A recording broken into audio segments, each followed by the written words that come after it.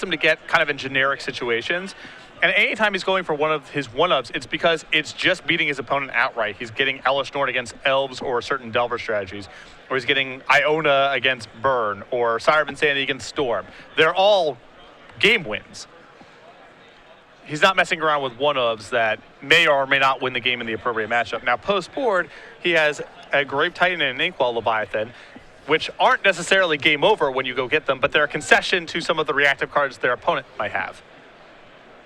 Inkwell Leviathan is very good against a particular class of decks. Grave Titan is very good against Liliana the Veil and similar effects. Big fan of Inkwell Leviathan. Blue card removed a Force of Will. Trample and Shroud, along with a lot of toughness. It's kind of the card I found that you want to get against Death and Taxes. Yeah. It's unkillable, and it can work its way through all those annoying creatures. And Caracas is an issue, too. Yep. You want to reanimate something that isn't a legend that can win the game. Legend that isn't that a legend that can't be bounced via Caracas, and a card that can't be killed via Swords of Plowshares. Yeah, it's a very short list, you know, so.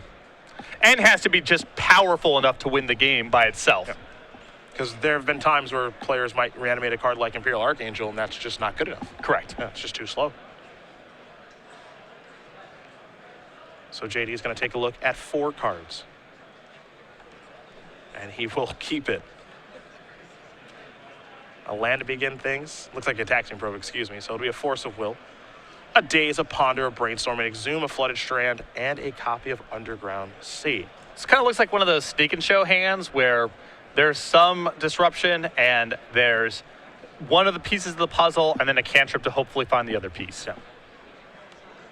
And Jimmy, given JD's mulligans, now he knows he's got a little bit of time to work with, though he did have some protection with that Force of Will. Yeah. Pluto Delta will be the land there for JD. He'll pass it back over to Kungle. Exhume the draw. Start things off with a Ponder. So Jimmy will take a look at a couple of cards here. Brainstorm is 1. Underground Sea is 2. And a Brainstorm is 3. And while Brainstorm's mighty powerful card feels like a shuffle to me. Well, he does have a fetch land in hand, and I like taking one of the 4. I would like to take one of the Brainstorms here, possibly the second one. He's going to have a lot of time to find what he's looking for, and with the shuffle effect already in hand, I think I like keeping both the Brainstorms here. I agree, they are on diminishing returns. The second and third copy is a lot less powerful, but with one fetch land in play, it's just a lot of looks at things. Oh, there is a Flooded Strand.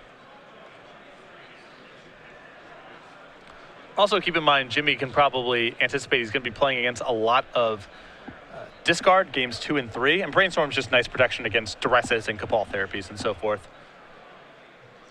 Kungle not willing to fire off Brainstorm just yet. JD draws a card, simply passes the turn back, so now he'll Brainstorm, draw an Underground Sea he knew about, a Ponder, and a Pit Needle that he didn't. So 2 cards will have to go back here. And I wouldn't be surprised one bit to see him sacrifice the fetch land after that.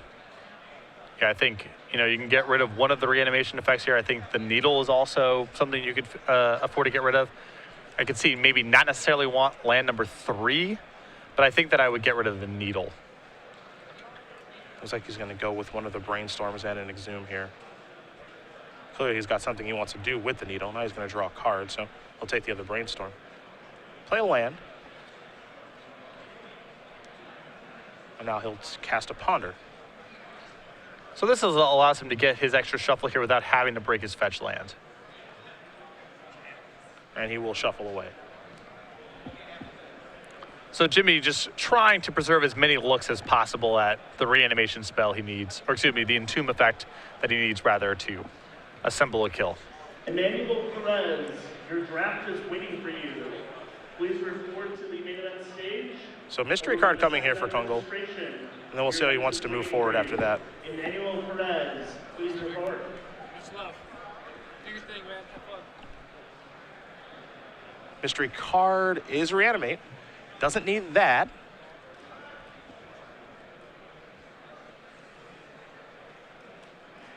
Here's a Brainstorm. An Exhume, second Exhume, and an Underground Sea. So still on the hunt. Well, I think we've hit the point where this Flooded Strand needs to be cracked. Yeah. There's just too much redundancy here. 2 cards quickly go back. Now Flooded Strand will be sacrificed.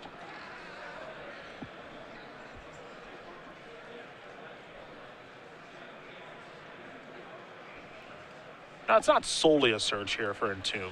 You know, a card like Careful Study can do a little bit of work, though he doesn't have a large creature in hand.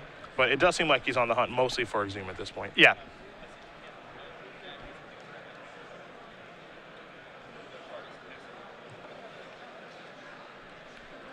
And this is part of the reason that earlier Jimmy, you know, he kept those brainstorms even though they were looking a little redundant and he didn't have that many ways to shuffle his deck.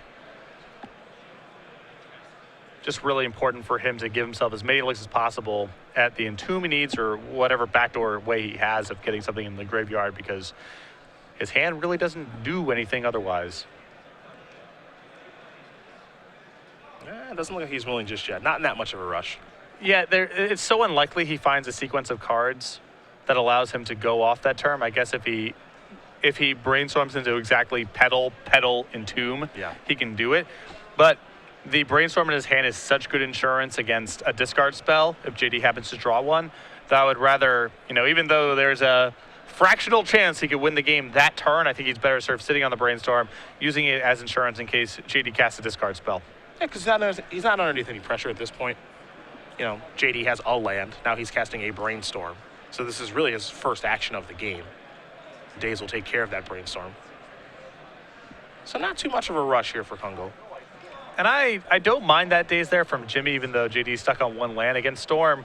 With so many ritual effects in the deck, they quickly get to a spot where they can play over the top of a Daze. And I'm usually happy to just cash in Daze on the first attractive-looking spell. That brainstorm there qualifies. Yeah, no, I like dazing there quite a bit.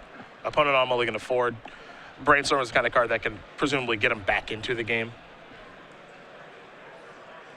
Daze, of course, isn't free because it doesn't have to pick up a land, but feels like a freebie there. It's not like Reanimator needs a lot of lands in play to function. That's for sure. Here's a Lotus Petal.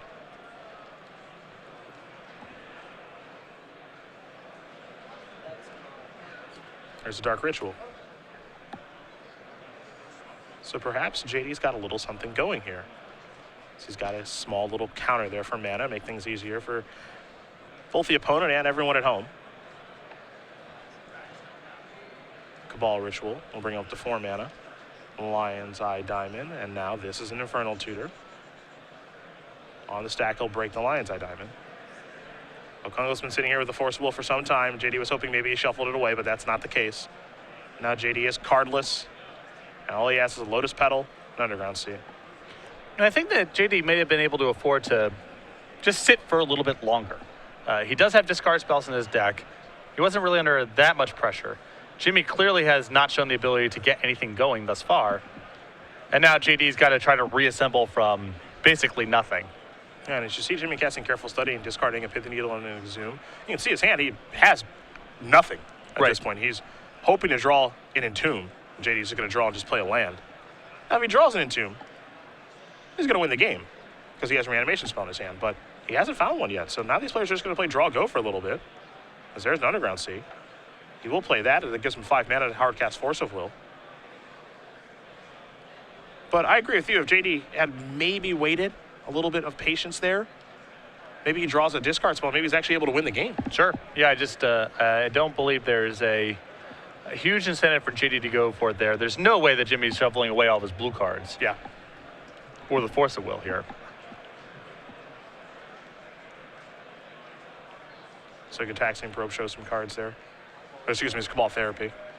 Here's a Lotus Petal, pass the turn back.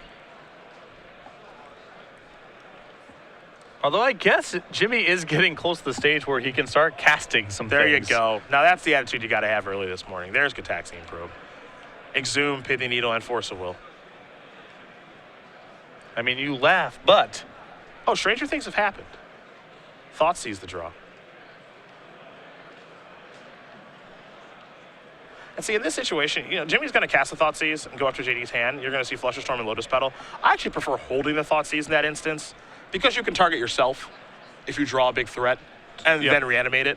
Yeah, it's very unlikely JD can go off with a couple cards in hand against your Force of Will. Yeah, and that's why I would prefer, you know, Thoughtseize. You know, it's an unconventional way of using the card.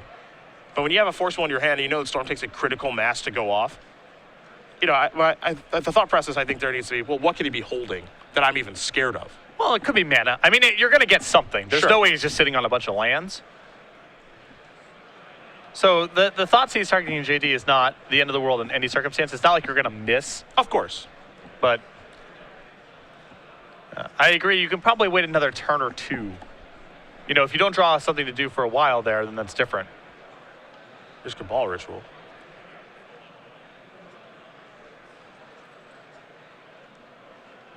Oh, there's Infernal Tutor. But Force of will predictably take care of that. So keeping the polluted delta in play because he would rather shuffle his deck with the delta rather than have another mana in play. I would think so, yeah. Yeah, which is fine. I mean, he's pretty far away from hard casting Crystal Brand, which is the major incentive to keep the pedal at that stage. Careful said he's going to find Jimmy what he's finally been looking for, which is an Entomb. Entomb will let him go through his deck, put a big creature in the bin. Looks like he's going to go with Iona. And Reanimate will be able to bring that back.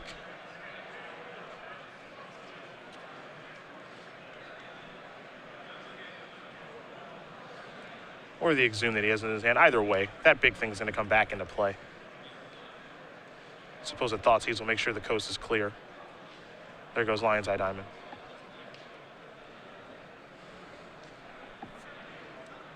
And now sacrifice the Delta will Kungle. And in a moment here, I think we'll have an Iona in play, likely naming black. Yep. Not ideal operations there from Jimmy. Probably just wanted Thoughtseize first in case JD is drawn, you know, Surgical Extraction or Extricate.